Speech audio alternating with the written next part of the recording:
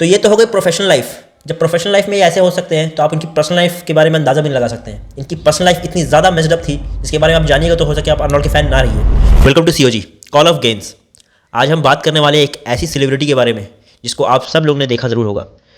Body building के अलावा भी हॉलीवुड में भी अपना नाम बना चुके हैं। आज हम बात करने वाले हैं अर्नोल्ड की। आर्नोल्ड श्वार्ज़नेगर, ये शायद ऐसा नाम है जिसे बॉडी बिल्डिंग इंथुजियास्ट तो जानते ही हैं, उसके अलावा आम लोग भी इनके नाम से वाकिफ़ हैं।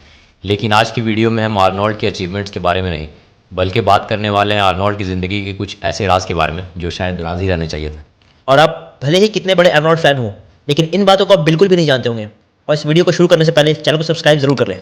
लेकिन इन चीज़ों को जानने से पहले किसी भी इंसान का बचपन जानना काफ़ी ज़रूरी है, क्योंकि कोई इंसान कैसा होता है ये उसके बचपन पर काफ़ी ज़्यादा डिपेंड करता है। आर्नोल्ड भी बचपन में किसी भी इंडियन बच्चे की तरह अपने पेरेंट्स से काफ़ी ज़्यादा मार खा चुके हैं और इनकी ज़िंदगी का सबसे बड़ा टर्निंग पॉइंट भी यहीं से शुरू होता है। ऑस्ट्रिया के एक छोटे से गांव में पैदा हुआ ये बच्चा, जिसे कोई भी सोच नहीं सकता था कि एक दिन ये इतना बड़ा लेजेंड बन जाएगा। ऑस्ट्रिया के इतने छोटे से गांव में पैदा होने के बाद भी इनका फ्यूचर भी डिसाइडेड था कि ये फार्मर बनने वाले थे, लेकिन कोई भी ये जानता नहीं था कि ये फार्मिंग तो दूर की बात है, उस गांव का ही नाम फेमस कर देंगे। इनका बचपन काफ़ी ज़्यादा गरीबी में गुजरा। इनके पिता ऑस्ट्रियन आर्मी में थे और कहा जाता है कि ये नाजी सपोर्टर भी थे। आर्नोल्ड का बचपन काफ़ी ज़्यादा गरीबी में गुजरा है और उसी वक्त आर्नोल्ड ने ये डिसाइड कर लिया था कि वो इस तरह से जीने वाले नहीं और अपने आने वाले पूरी जनरेशन का फ्यूचर चेंज करने वाले हैं। लेकिन उसके लिए भी वो काफ़ी ज़्यादा पहले ही से डिटरमाइन कर चुके थे कि उन्हें ये जगह छोड़कर जाना होगा और वो आखिरकार पहुंच जाते हैं USA, जहां उनकी किस्मत ही बदल जाती है। I finally arrived here in 1968. What a special day it was. I remember arrived here with empty pockets, but full of dreams, full of determination, full of desire. Arnold उस वक्त से ही ये काफ़ी ज़्यादा प्लान कर चुके थे कि बॉडी बिल्डिंग में कुछ नाम कमाने के बाद ये सीधा हॉलीवुड में एंट्री कर लेंगे और यहीं से शुरू हो जाती है इनकी बॉडी बिल्डिंग की जर्नी। इनकी ज़िंदगी में सबसे बड़ा टर्निंग पॉइंट तब आया जब ये मिलते हैं जो वीडर से, जिन्होंने इनकी ज़िंदगी बदल दी। उसके बाद जैसा सब हम जानते हैं कि ये कितने बड़े लेजेंड बन गए और अर्नोल्ड ने 7 ओलंपिया टाइटल्स जीते हैं और उसी के बाद उन्होंने हॉलीवुड में ट्राई किया और उसमें भी काफ़ी ज़्यादा फेमस रहे। वो एक्शन मूवी में काफ़ी ज़्यादा अर्नोल्ड का नाम होने लगा था और टर्मिनेटर जैसी मूवी बना के अर्नोल्ड अब हॉलीवुड के बहुत बड़े स्टार भी बन चुके थे। हॉलीवुड में ही इनका सफ़र नहीं रुका, इसके बाद ये पॉलिटिक्स में एंटर करते हैं और शायद ही कोई ऐसा इंसान होगा जिसने जिस फील्ड में हाथ रखा उसमें वो इतने ज़्यादा सक्सेसफुल हो जाते हैं। बॉडी बिल्डिंग के बाद हॉलीवुड और हॉलीवुड के बाद पॉलिटिक्स। ये कैलिफोर्निया के गवर्नर भी बन चुके हैं और शायद ये प्रेसिडेंट भी बन जाते हैं अगर इन्हें USA का लॉ रोकता नहीं कि कोई भी इमिग्रेंट वहाँ का प्रेसिडेंट नहीं बन पाता है। तो ये सब तो हो गई आर्नोल्ड की अचीवमेंट, लेकिन अब हम बात करते हैं कुछ ऐसे गहरे राज के बारे में जो इस वीडियो का मेन टॉपिक है। तो आर्नोल्ड ने काफ़ी ज़्यादा बुरे काम भी किए हैं अपनी ज़िंदगी में। तो सबसे पहले साल था 1969 और ये अपना पहला ओलंपिया कंपीट करते हैं और ये हार जाते हैं सर्जियो ओलिविया के सामने। 1969 का ओलंपिया हारने के बाद आर्नोल्ड और सर्जियो का रीमैच होने वाला था 1970 में। इस साल मौका मिलते ही आर्नोल्ड ने अपना असली रंग दिखा दिया। ये सर्जियो ओलिविया को गलत टिप्स देते हैं और कहते हैं कि सर्जियो काफ़ी ज़्यादा ही छोटे लग रहे हैं और वो काफ़ी ज़्यादा साइज़ लूज़ कर चुके हैं, जबकि ऐसा कुछ था भी नहीं। और आर्नोल्ड की बात में आकर सर्जियो ओलिविया इस साल काफ़ी ज़्यादा मास पुट ऑन कर लेते हैं, जिसके चलते उनका कंडीशनिंग काफ़ी ज़्यादा ख़राब हो जाता है और अपने ही टिप्स के बिल्कुल अलग खुद ये काफ़ी ज़्यादा श्रेडेड और लीन होकर स्टेज पर आते हैं, जिससे इनको काफ़ी ज़्यादा एडवांटेज मिल जाता है। इससे पता चलता है कि आर्नोल्ड अपने कंपटीशन को कितना ज़्यादा गलत एडवाइस दे सकते हैं। लेकिन ये बात यहीं तक नहीं रुकी। इसके बाद बारी आती है पोस्ट डाउन की। काफ़ी ज़्यादा कांटे का टक्कर चल रहा था इन दोनों के बीच में और जजेस काफ़ी कंफ्यूज थे इन दोनों एथलीट के बीच में। यहाँ पर आर्नोल्ड अपनी दूसरी चाल चलते हैं। ये सर्जियो को कहते हैं कि अब काफ़ी हो चुका है, अब इन दोनों को स्टेज से उतर जाना चाहिए। सर्जियो भी इनकी बात से एग्री कर जाते हैं और जब सर्जियो स्टेज से थोड़ा पीछे उतरते हैं तो आर्नोल्ड ऐसा करते हैं कि जैसे सर्जियो आर्नोल्ड के सामने गिव अप कर चुके हैं और आर्नोल्ड कुछ देर दोबारा से स्टेज पर रुक जाते हैं और इंडिविजुअल पोजिंग करने लगते हैं, जिससे वो जजेस के ऊपर अलग इम्पैक्ट बना लेते हैं और जजेस भी अपना मन बना लेते हैं कि आर्नोल्ड इस शो को जीत रहे हैं। और इस कंट्रोवर्सी के ऊपर एक डॉक्यूमेंट्री बनी है जिसमें सर्जियो ओलिविया के बेटे सर्जियो ओलिविया जूनियर ने एक्टिंग की है और उसमें यह दिखाया गया है कि कैसे इन्होंने चीट किया था उस टाइम पे स्टेज पे। अब सबको इंतजार था अगले साल के रीमैच का कि क्या होता है इन दोनों के बीच में, लेकिन इस साल तो कुछ ऐसा हुआ जिसका किसी को कोई भी अंदाजा नहीं था। 1971 का वो मिस्टर ओलंपिया आज तक ओलंपिक हिस्ट्री में वो काला धब्बा की तरह है। कोई भी एथलीट पार्टिसिपेट ही नहीं करता इस कंपटीशन में और सिर्फ अर्नोल्ड बच जाते हैं। इसका रीज़न ये था कि जो वीडर ने बाकी सारे पोटेंशियल एथलीट्स को बैन कर दिया था, क्योंकि वो एक राइवल ऑर्गेनाइजेशन मिस्टर यूनिवर्स में कम्पीट कर रहे थे, जिसमें सर्जियो ओलिविया भी कम्पीट कर रहे थे और वो भी बैन हो चुके थे। हालांकि जो वीडर ने इन्हें गेस्ट पोजिंग के लिए ओलंपिया में बुलाया, सर्जियो ने पोज भी किया, लेकिन इसके बावजूद वो कंपटीशन से बाहर थे।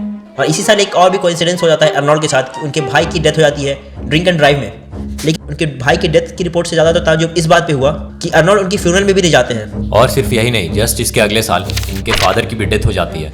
आर्नोल्ड के किसी कंपटीशन से सिर्फ 2 महीने पहले, और आर्नोल्ड ऐसा रिएक्ट करते हैं जैसे कि कुछ हुआ ही नहीं। वो फिर से अपने फादर के भी फ्यूनरल में नहीं जाते हैं और कहते हैं कि जो हो चुका है वो हो चुका है, इसके लिए आर्नोल्ड कुछ कर नहीं सकते हैं और उनके फ्यूनरल में जाकर कोई फ़ायदा होने वाला नहीं। When my father died, because my mother called me on the phone and she said, you know, your dad died. And this was exactly 2 months before a contest. She says, do you come home to the funeral? I said, no. It's too late, you know, he's dead, there's nothing to be done.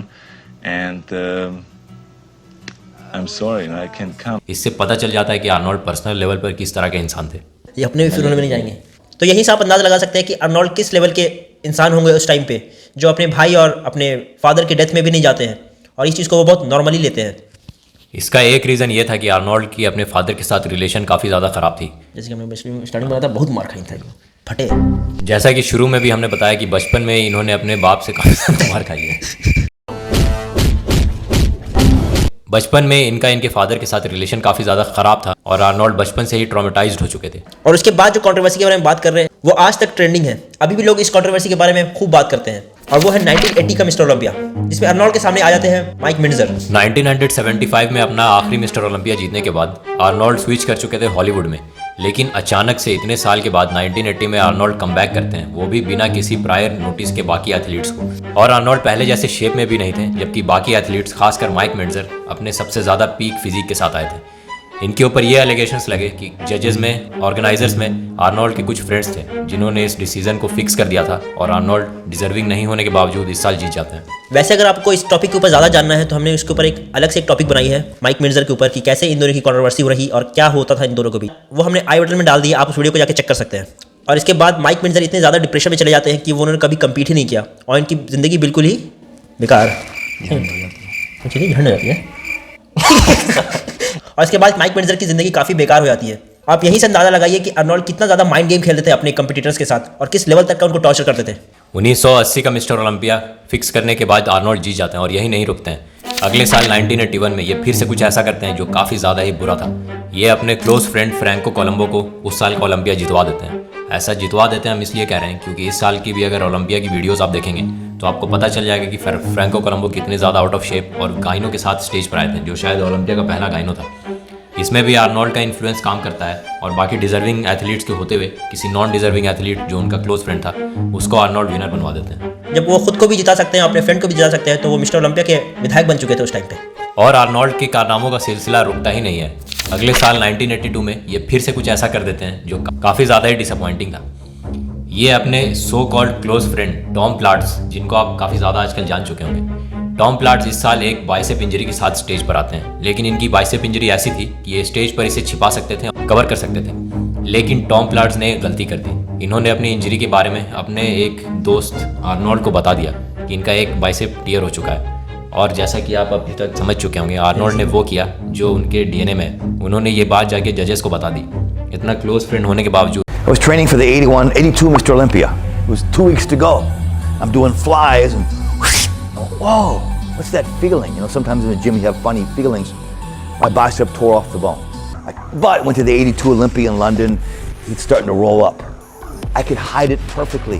Nobody knew it happened, but I made the mistake of telling somebody. I told Arnold, and Arnold told the judge, and this judge told that judge. So when I went on stage, Tom, can you walk forward, please? Can you show me your left bicep? Oh my God. Okay, it's over. I can't hide it. और वो Arnold को बिल्कुल shock और disappointed होकर देखते थे, लेकिन वो अब कुछ कर नहीं सकते थे। इस साल का टाइटल वो लूज कर चुके। और सिर्फ छोटे एथलीट के साथ ही नहीं, इन्होंने इतने बड़े बड़े एथलीट के साथ कुछ ऐसा किया है जिसको आप सुनिएगा तो शॉक हो जाएगा। सबसे famous mister Olympia Dorian Yates, वो आर्नोल्ड के बारे में कुछ ऐसी ऐसी बातें कहते हैं जो आप जान के बिल्कुल ही शॉक हो जाइएगा। So Mike Mincer and Arnold had this rivalry, I guess, from there, and I was associated with Mike. I trained with him, and I knew Mike. And Mike told me, Arnold Schwarzenegger is very aware of you, and he's going to be really bothered because you're better than him. And actually, I couldn't believe it. I was like, come on, man, he ain't going to give a shit. He's done what he's done. He's Arnold. I mean, now he's in the movies. He's a big star. He's a multi-millionaire. He's not going to care about who's Mr. Olympia right now. And Mike Mensa said to me, trust me, you don't know him. He cares, and he cares a lot. And that became apparent because a couple of years later, I got the attack in the magazine. और जैसे कि आप सब जानते हैं कि ये हमेशा अपने कॉम्पिटिटर्स को गलत ही एडवाइस देते हैं। इतना बड़ा लीजेंड होने के बावजूद भी ये अपनी इमेज का ज़रा भी ख्याल नहीं करते थे। जिस टाइम पे ये सारे एथलीट एक दूसरे को कॉपरेट करके एक दूसरे की हेल्प करते थे, वही अर्नोल्ड उसी को उल्टा सबको उल्टी सीधी हरकत बता के खुद को हमेशा आगे रखने की कोशिश करते थे। Franco is pretty smart, but Franco is a child. And when it comes to the day of the contest, I'm his father. He comes to me for advices. So it's not that hard for me to give him the wrong advices. और सिर्फ body building में नहीं, Hollywood में जाने के बाद भी इनका ये नेचर चेंज नहीं हुआ।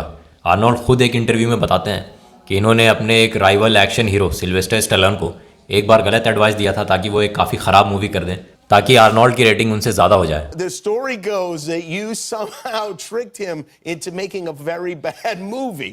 Yes. And is that true? Yes, but it's part of the...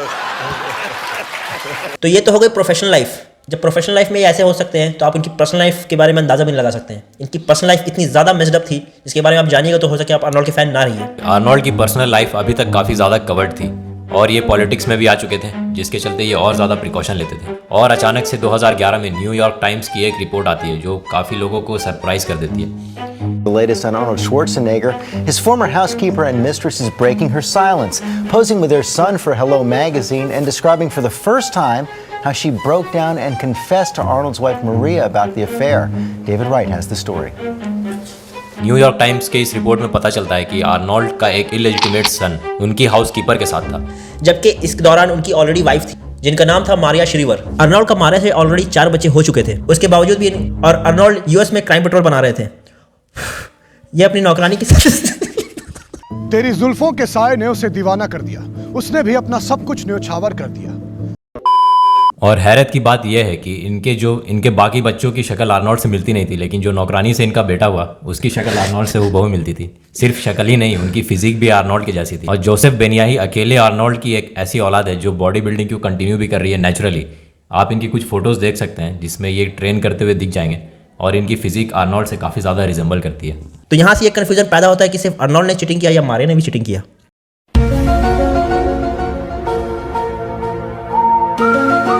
और फिर 2011 में अर्नोल्ड की वाइफ उनसे डिवोर्स ले लेती हैं और उसके बाद फिर अर्नोल्ड अपने नाजायज़ बेटे के साथ काफ़ी ज़्यादा टेक केयर करने लगते हैं। जब ये बात उनकी पब्लिक में आती है तो ये बहुत ज़्यादा कंसर्न दिखाने लगते हैं उसको लेके, जबकि स्टार्टिंग में ऐसा कुछ था नहीं। अब हम बात करते हैं आर्नोल्ड के लेटेस्ट हाल फिलहाल के दिनों में कंट्रोवर्सी वाली बातों के बारे में। आर्नोल्ड ने अभी कोरोना काल में भी कुछ ऐसी बात कही जो कुछ लोगों को हजम नहीं हुई। इन्होंने एक बार एक स्टेटमेंट दे दी जिसमें ये कहते हैं कि वैक्सीन लेना सबके लिए मैंडेटरी है और अगर कोई वैक्सीन नहीं लेता है तो उसे फोर्स करके वैक्सीन दे देनी चाहिए। ये बात काफ़ी ज़्यादा लोगों को ट्रिगर कर गई और एक काफ़ी ज़्यादा famous world strongman Brian Shaw, जिन्हें आप शायद जानते होंगे, जो आर्नोल्ड को एक तरह से अपना आइडल मानते थे, अपने जिम में उनकी फ़ोटोज़ लगा के रखते थे। Now, Arnold has made some comments recently, and he is free to say whatever he wants to say, but when you say something like, screw your freedom, it doesn't sit well with me, and I know it doesn't sit well with a lot of other Americans out there, and therefore, I will no longer be training with a poster of Arnold on the wall of my gym. It's time for it to come down.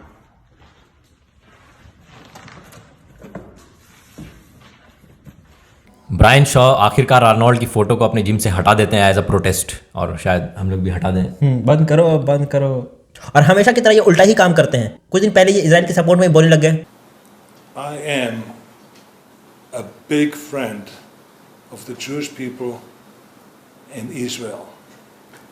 And इसका reason वो ये बताते हैं कि इनके father Nazi थे। इतना मार खाने के बाद भी बचपन में सुधरे नहीं अभी तक। तो जो इंसान अभी इजराइल को सपोर्ट करता है तो इससे भी समझ आता है कि इसकी थिंकिंग किस तरह की है। हालांकि आर्नोल्ड की ज़िंदगी कैसी भी रही हो, बॉडी बिल्डिंग में इनके कंट्रीब्यूशन को हम इग्नोर नहीं कर सकते हैं। अगर किसी ने बॉडी बिल्डिंग को मेन स्ट्रीम में लाया, इतना ज़्यादा पॉपुलर बनाया, तो शायद एक नाम अगर लेना हो तो वो आर्नोल्ड का ही होगा। लेकिन इसके बावजूद कुछ ऐसी चीज़ें जो आर्नोल्ड ने की हैं, इसके लिए इन्हें क्रिटिसाइज़ करना काफ़ी ज़्यादा ज़रूरी है और इन चीज़ों को पब्लिक के सामने भी लाना काफ़ी इंपॉर्टेंट है, ताकि लोग पूरी तरह से जान सकें कि जिस इंसान को वो फॉलो कर रहे हैं उसके आइडियल्स और प्रिंसिपल्स किस तरह के हैं। इसी के साथ आप सावधान रहें, सतर्क रहें, क्योंकि इन्होंने ऑलरेडी क्राइम पेट्रोल बना दिया एक एपिसोड। तो आप अगर किसी को भी लीजेंड बनाएं तो उसकी सारी स्टोरी जरूर जान लें। और भी इसी तरह की काफ़ी ज़्यादा इंटरेस्टिंग बॉडी बिल्डिंग स्टोरीज हमारे चैनल पर हैं, उन्हें भी जाके चेक करें और कॉल ऑफ क्वींस को सब्सक्राइब करें।